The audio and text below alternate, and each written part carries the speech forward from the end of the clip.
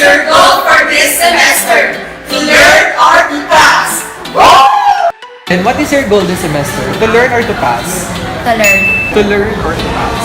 To learn. To learn. My goal this semester is to pass. To pass. My goal is to learn. My goal this semester is to learn. To learn. To learn or to pass? To learn. Ayun na.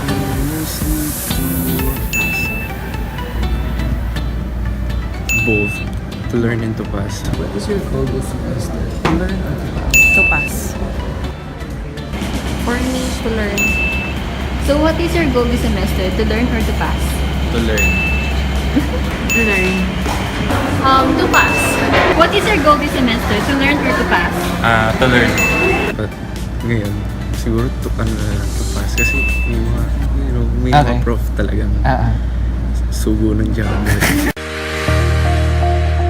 To learn or to pass? To pass. To learn. To pass po. 1, 2, 3, go. Nagsabay tayo pagkatapos nila.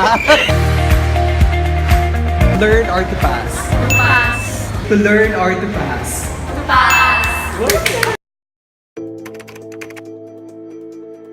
Okay, naka-video na.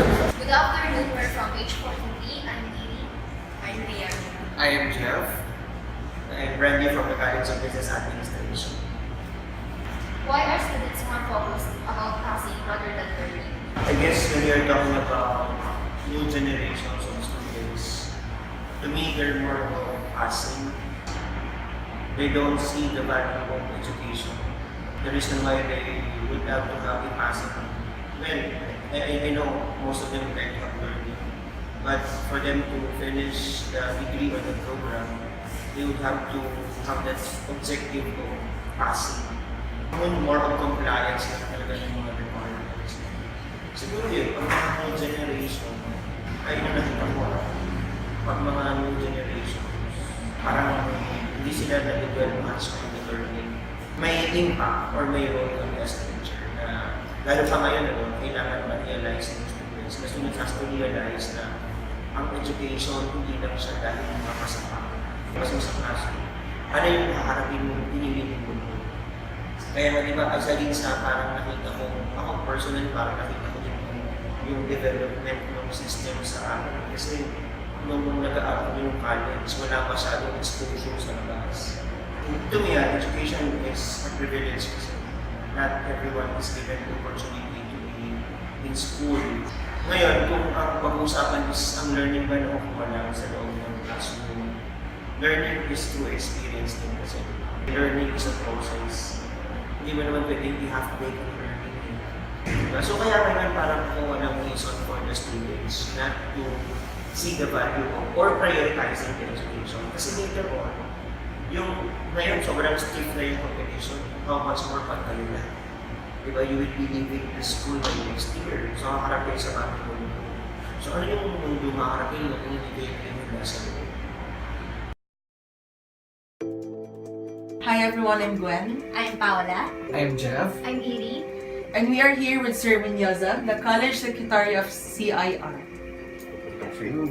Good afternoon, folks. So we conducted an interview to some of the students with different programs and courses here in LTU po.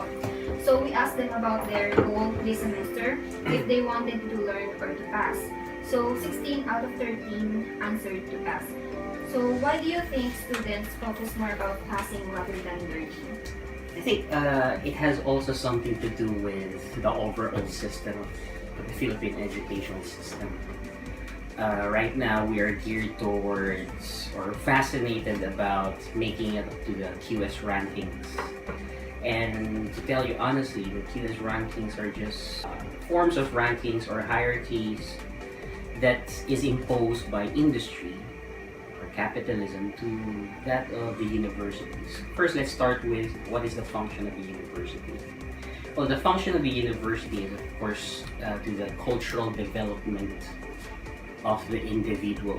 And I talk about the individual as in the whole individual, not only as future workers. So you see where I'm going at here. With the current system, what we have, it's more focused on industry-based curriculum.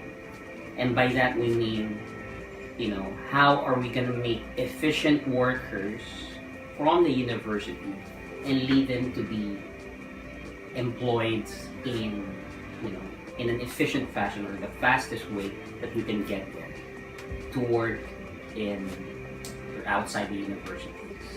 So if you would observe that, let's say for example in the tests, the current system discourages essays, and the thing that in terms of the humanities, it is actually being diminished.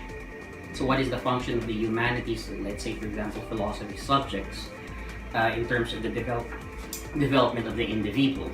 It actually develops a way or the cultural views of an individual, not just as a worker, but the entire individual himself or herself, who makes decisions, who knows what he is doing and or what she is actually doing in the workplace. So the current system that you have is multiple choice. What's learning there? Anyone can just guess what's the right answer out of 50 questions. Even if you didn't study, I'm sure you'll be able to guess what the right answer is. A, B, C, or D. Just connect the dots and that's it. In terms of essay type of exams, an individual is allowed to express himself, articulate the meaning of what he is actually portraying or actually wants to point out. So if you have that kind of educational system, it diminishes the meaning giving or meaning rendering and creativity of individuals. So entirely the educational system is right now, at least most of them, is actually feeding the demands of the industry, which is, there's a term for it by Michel Foucault, the homo economicus, the economic subject. And when you reduce the individual to an economic subject, it becomes an individual that is self-interested. For example, in certain universities, you observe that students and their relation to the administration or employees in the university is very transactional. I paid, so that gives me an idea that I should pass, right? But it's not supposed to be that way. But the system made it that way. Because the understanding now of the individual is that I'm buying a commodity, my studies, and I need in exchange the diploma that I should have as a worker in the end. For a follow-up question, sir, what do you think is the advantage and disadvantages of choosing passing than learning? Well, I do not know why they differentiate passing from learning. The thing there is because the system created this all-encompassing quantification of knowledge. When I say quantification of knowledge, everything is measurable. But there are things that you learn in life that cannot be measured. And I think those aspects, for example, the things that you learn from the humanities, cannot be measured. What the educational system, as I said a while ago, is really geared towards the efficiency of outcomes. And the ultimate outcome is how do we make employable students or stakeholders, or to be quite blunt about it, workers. Even for example in your OJT system, you're paying it, but at the same time, the amount of work that you've invested is not commensurate to the compensation that you get. So industry partners get a lot of work to exploit from students. For example, I heard some of my students say that, she's living, for example, in Bulacan and her OJT is in BGC. She doesn't get anything out of it aside from the hours that she needs to render to make it up to pass. But that's exactly the point.